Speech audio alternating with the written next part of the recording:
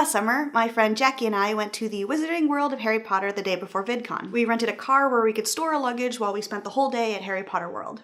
Now the plan was to drive from Hollywood down to Anaheim later that night, where we would meet up with our hotel roommates the night before VidCon. Harry Potter World was amazing. We spent like 8 hours there, but we didn't really eat or hydrate very well.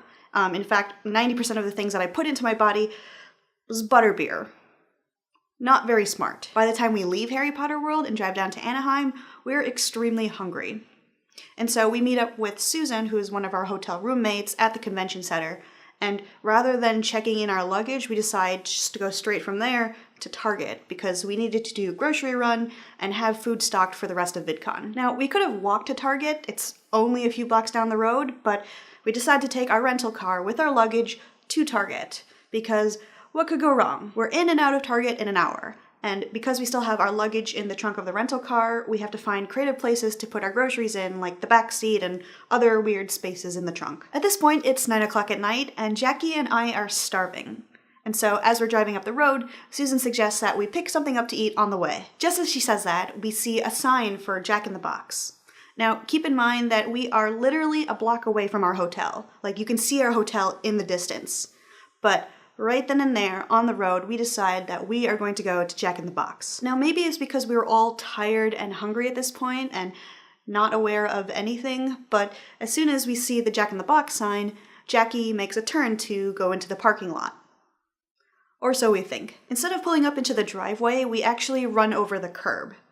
Now, I've run over curbs before, and it's not been a big deal, and so, I don't know, I don't think anything's wrong. But Jackie's freaking out, and she immediately pulls over and says, "Oh my gosh, we've hit the curb. I think I've heard something pop." And I'm like, no, it's fine. We're fine. We're totally fine. She immediately gets out of the car and walks around to the front. And from the passenger's window, I see her just immediately double over. Susan and I jump out of the car, and we see that we've gotten a flat tire on the front right wheel. Jackie immediately calls the rental car company and says, "Hey, I know it's 9:30 at night, but can you please come over and change our tire for us?" The rental company says, "Sure, we can do that, but that'll cost you $90.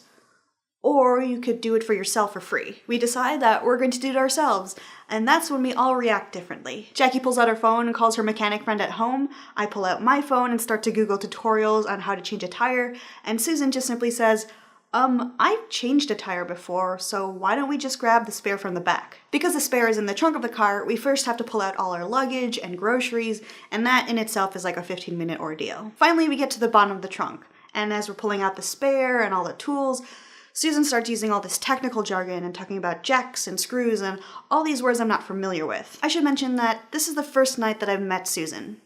Now, even though I didn't know her very well, just listening to her talk so knowledgeably and calmly about how to change a tire made me want to propose to her. She was literally saving our lives. So we finally get to work on changing the tire, and as we pull the old tire off, a car pulls up to us. Now a man gets out, walks over to us, and he goes, "Hey ladies, you need any help?" And we're just like, "No, actually, I think we're good. I think we're good, man." And then he just proceeds to stand quietly off to the side, watching us, probably trying to make sure that we did things right. But he wasn't bothering us, so we just let him stand there, and we quietly worked on changing the tire. And finally, we got the tire on the car. And so the guy who was watching us before went back to his car and yelled to the driver, "Yo, man, these ladies, they've got it. They're good, man."